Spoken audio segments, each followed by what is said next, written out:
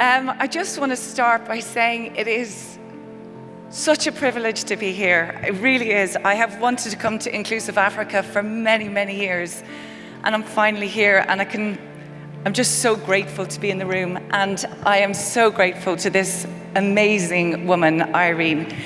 And I have to acknowledge this lady's a queen. She's a queen. She's a queen of heart. She's a queen of courage. And as a founder, I know how hard it is to do this work. You make it look easy, and you have worked so consistently hard. And then I see your father here. I think, is he still here? Is your dad still here? Hello, Dad. I just want to give you a hug because my dad's no longer with me. Oh, thank you. And I love that Irene started with her dad. Irene asked me to come here to speak a little about my obsession with CEOs. I feel like I'm a CEO catcher, and I'm the troublemaker behind the Valuable 500. And she's asked me just to describe why we created it and what we can learn from it, what's good and bad and ugly we can learn from that. And also now, as I've stepped back as the founder of the Valuable 500 2 years, what am I seeing we can learn and do? But before I begin, I just want to give an audio description of myself. For anybody else like me, I'm registered blind. And also for those of you online, hello everybody online. But just to tell you what I'm wearing a white jacket, I'm wearing a very blue top, I have very, very white hair, and a pair of pink and orange trousers with cheetahs on them, and some blue shoes. Why did we create the Valuable 500? Well, actually, the fire came from grief, came from the death of my father, who had always supported me in what I wanted to do. But the other fire was a rage, truthfully. It's about that rage and fierce rage for freedom. Because what we're speaking about when we talk about accessibility is actually about freedom. It's about the freedom to be seen and to heard and to participate and belong and to reach our potential. It's not just about the products and services, it's about the sense of being able to be who we need to be free. And it is a right, absolutely a right. And I believe absolutely in Julius and Paul and Doreen and Oben's need to tell those stories, but their lives. I totally agree with MasterCard when I hear and see that they're, as Irene said, they didn't just pay, they invest. And I want to acknowledge the sustainability of that investment that they have given in Enable and Inclusive Africa from the beginning, because they have stayed and invested and believed, and that is important. It's important that you just don't come and it looks good, but we need to invest in it and keep it. But because there's a cost to exclusion, it's expensive. But not just because of the dollars and our countries, it's a cost of lives. And for me, well, why were the CEOs not at the table? When we speak about the inclusion of people with disabilities in our world, we should no longer have to make a business case for this. It's so obvious. It's about growth. It's about differentiation. It's about innovation. The procurement supply chain could fix the issue of inaccessibility if we had intentionality behind it. Business is one of the most powerful forces on our planet. And if we want to end exclusion for everyone, but for people with disabilities, the most universal exclusion of all of the other groups, of which we all will and do belong, and Julius is right, it's not just for us, it's for all of us. Not you and us, not others and us, it's everyone. You're not doing it for them. We don't need your sympathy. We need you to empower us so that we can be the very best that we can be, to contribute. to this beautiful continent and to our countries and to our world. So business is the most powerful force on the planet. Now, what it includes, society follows, right? What it excludes, society follows. Is it as simple as follow the money? I don't know. But inclusive business will help create an inclusive world.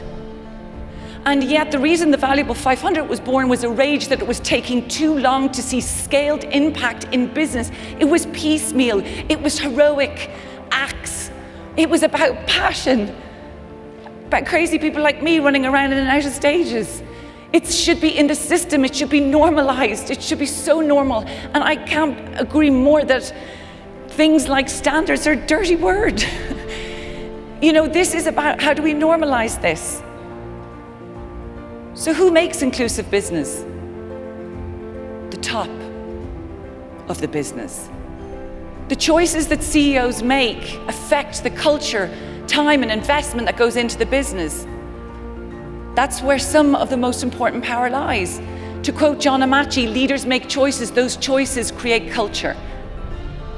And I was so tired of seeing every other issue bypass disability, which we should never be competing issues off against each other. Another great and important reason why we needed to have CEOs look at this in a holistic way. But the main reason the Valuable 500 was created was because it can't be done by one CEO and one brand. It must be done by many. The multiplier effect of many.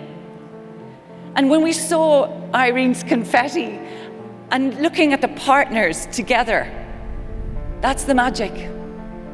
And the Valuable 500 was born out of a very naive mindset of mine to think, well, Fortune 500, Valuable 500, of course we can get 500 CEOs.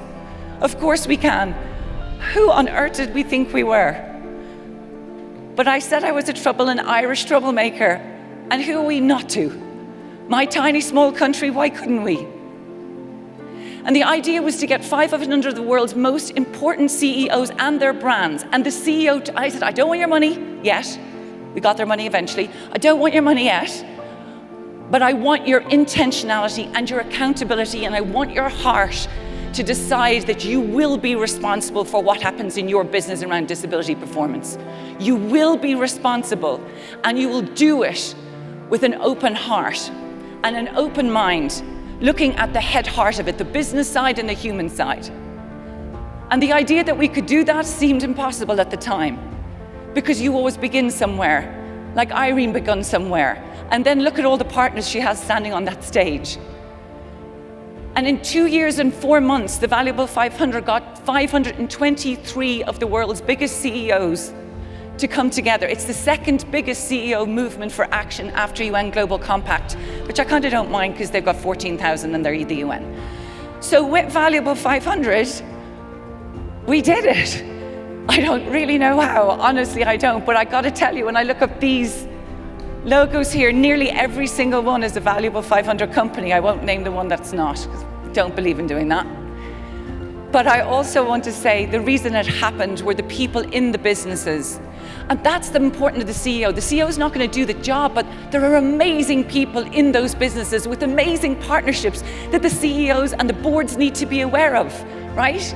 So I have to shout out to two people who made that kind of stuff very possible. Sarah Herlinger, who's here from Apple, and Christopher Patno from Google are two of our 15 iconic companies.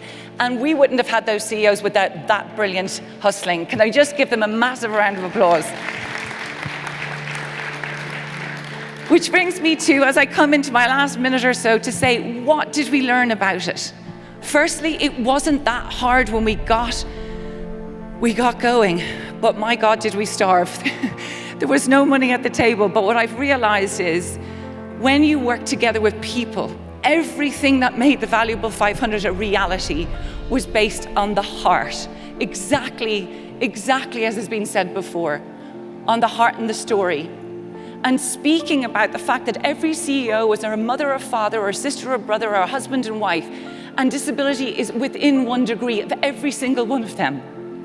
But the idea to me that when we did research is that 15% of those CEOs had a lived experience of disability and were still not disclosing it, showed there was a problem. Why on earth would you hide away who you are? What does that say about the world that we live in?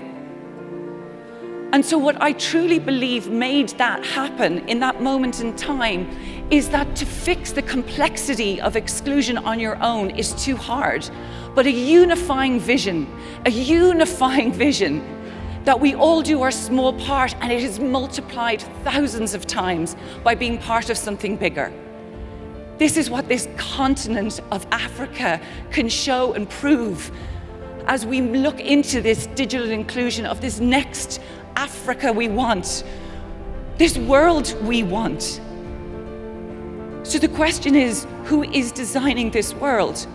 When we speak about being seen and heard and belong, how can you be seen and heard and belong if the world isn't designed for you? And who designs the world?